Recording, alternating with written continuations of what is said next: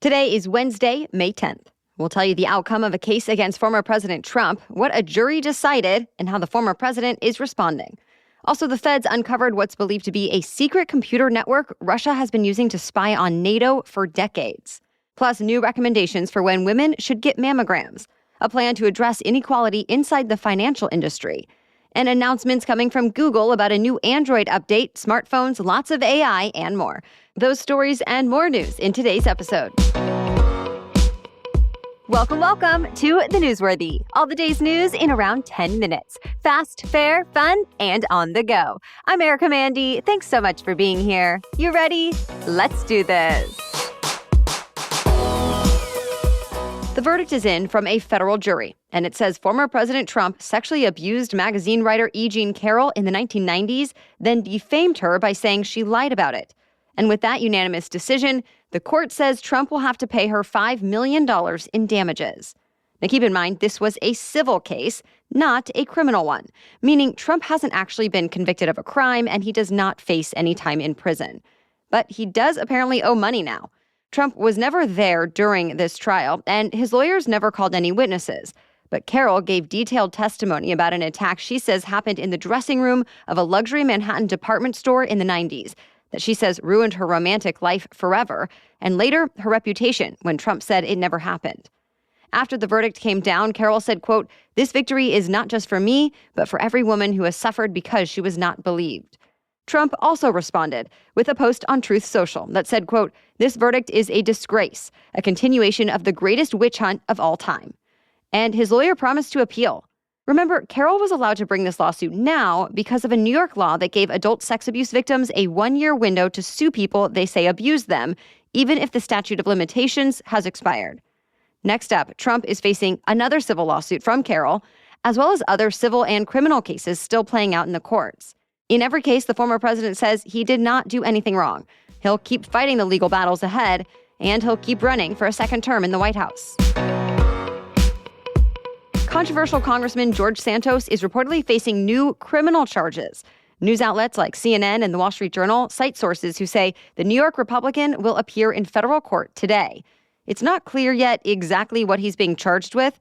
Investigations have been piling up against Santos since even before he took office, out of the Justice Department, New York State, and the House Ethics Committee. Santos has admitted to lying about parts of his background and is the subject of a few different investigations into his finances and other issues. And lawmakers on both sides of the aisle have called on him to step down. Despite all that, Santos announced his re-election campaign last month, saying there's a lot he still wants to get done in Congress. So far, he has not commented on these latest reports.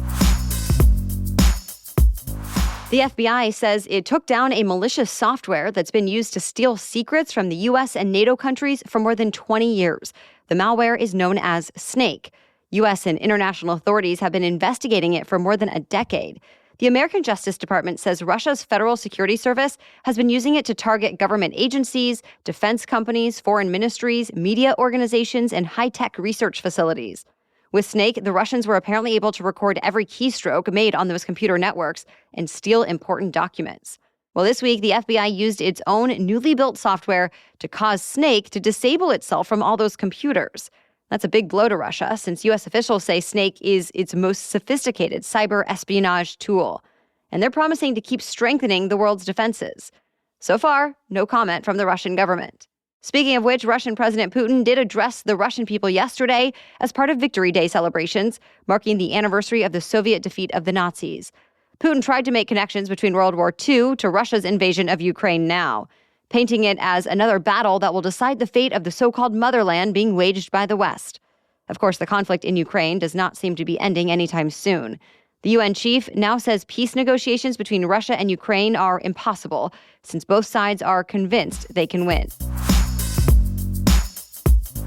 One of the U.S. military's largest bases has been renamed. Instead of being named after a Confederate general, it now honors the nation's first Hispanic four-star general. What has long been Fort Hood in Texas is now Fort Cavazos, in honor of the late General Richard Edward Cavazos, who served in both the Korean and Vietnam Wars. Some of the base's current high-ranking officials say, quote, "We are ready and excited to be part of such a momentous part of history while we honor a leader who we all admire." Well, this is all part of an effort to rename a total of 9 bases in the United States that are linked to Confederate leaders. Next up, Fort Benning in Georgia will be renamed Fort Moore later this week. Then Fort Bragg in North Carolina will be renamed Fort Liberty next month. More news is still ahead, but first, a quick break to thank our sponsor. It's that time of year that you might be thinking about spring cleaning. As part of that, I always like to go through my closet and donate a bunch of stuff I don't wear and refresh my wardrobe. Well, that said, I noticed that my Rothy's shoes always go in the keep pile, season after season, year after year, because they have a timeless style, they are super comfortable right out of the box, and they're high quality and durable, so they still look great after many wears. They're even machine washable. I love that I can feel good about buying more and upgrading my wardrobe when I get Rothy's shoes or bags because they're always made in a sustainable way. I love knowing that I'm supporting a company that has repurposed 158 million single-use plastic bottles and counting. While I'm also getting a new pair of favorite shoes that I know will be something I'll want to wear for a long time. In fact, Rothy's original slip-on sneaker won Best Slip-on Sneaker from Self Magazine's 2022 Sneaker Awards. So for stylish and sustainable shoes, shop Rothy's. Get $20 off your first purchase at rothys.com/newsworthy. That's ROTHYS, rothys.com/newsworthy. There is a new health recommendation for American women. The U.S. Preventive Services Task Force says most women should begin mammograms to screen for breast cancer at 40 years old instead of 50, as it's been recommending until now, and that they should keep getting them once every 2 years until they're 75. So why the change? Well, the panel says they were strongly influenced by the experiences of Black women who tend to develop aggressive breast cancers earlier than white women do. Plus, there has been a recent rise in overall breast cancer rates among people in their 40s. Now the task force says if women follow the new recommendation to get screened earlier, breast cancer deaths in the U.S. could drop by about 20%. In other words, the change could save about 8,000 lives a year. This group is pretty influential, too. Its opinions are considered the gold standard because they're based on a thorough review of evidence by an independent group of experts. And many doctors choose to follow the task force guidelines, and insurance companies even tend to cover the costs of what the task force recommends. These recommendations are open to public comment for a few weeks before becoming official.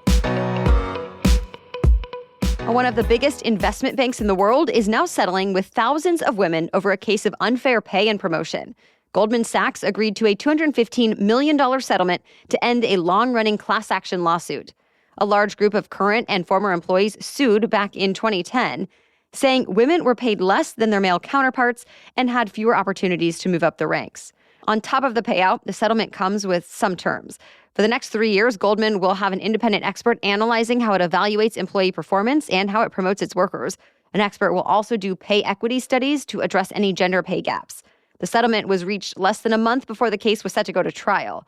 Now that it's done, Goldman is saying it is, quote, committed to ensuring a diverse and inclusive workplace. Two of the biggest names in mattresses are now teaming up. Manufacturer Tempur Sealy agreed to buy America's largest bedding retailer, Mattress Firm. That gives the combined company about 3,000 stores and dozens of manufacturing facilities. It comes as mattress and furniture sales have slowed since the days of the pandemic lockdowns, when people were spending a lot on home furnishings. Plus, there's a lot more competition online now, like from Casper and Amazon. This new deal is worth roughly $4 billion, and the company is expected to save them about $100 million within 4 years. It's set to close next year as long as regulators sign off. It's time for Google's big annual developers conference. Usually, this is the time for the tech giant to debut new or updated products and software that it plans to release over the next year. But a lot of the big announcements have already leaked. For example, a new foldable smartphone called the Pixel Fold, a new Pixel tablet, as well as a new version of the company's large language model that can apparently generate content in 100 different languages. CNBC says the company has used it to analyze writing, coding, and math tests. Plus, there will be a new version of Google's AI chatbot, Bard, and AI-based upgrades to search, and the latest Android operating system to show off with new privacy features and a boost to battery life. Some rumors are going around about a new AirTag competitor, new Pixel earbuds, and a new Pixel smartwatch. But the full Google event kicks off today at 10 a.m. Pacific time. The most prestigious dog show in the U.S. has crowned a new top dog. For the first time, a Petit Basset Griffon Vendéen, a.k.a. PBGV, won Best in Show. PBGVs are short, shaggy-coated hound dogs known for working in packs, hunting rabbits, and generally being happy and getting along well with families. This year's winner, named after rock and roll legend Buddy Holly, triumphed over more than 3,000 dogs from more than 200 different breeds. Today, Buddy Holly will celebrate with a visit to the Empire State Building and Champions Lunch in Central Park. Other winners from the big competition include Baker the Golden Retriever, who won the show's Masters Obedience Championship, and Truant the Border Collie, who took home the Masters Agility Champion title. If you want to see their winning performances, we have links posted in today's episode notes. Well, that's it for the main news today, so now it's time for Work Wednesday, when we break down one interesting career or work-related news story every Wednesday. But first, this episode is brought to you by Wondery's new podcast, Think Twice. Michael Jackson was one of the most influential pop stars of all time, but his legacy is tainted by accusations of sexual abuse.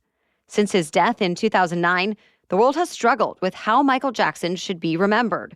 As an eccentric cultural icon, a global humanitarian, or a monster.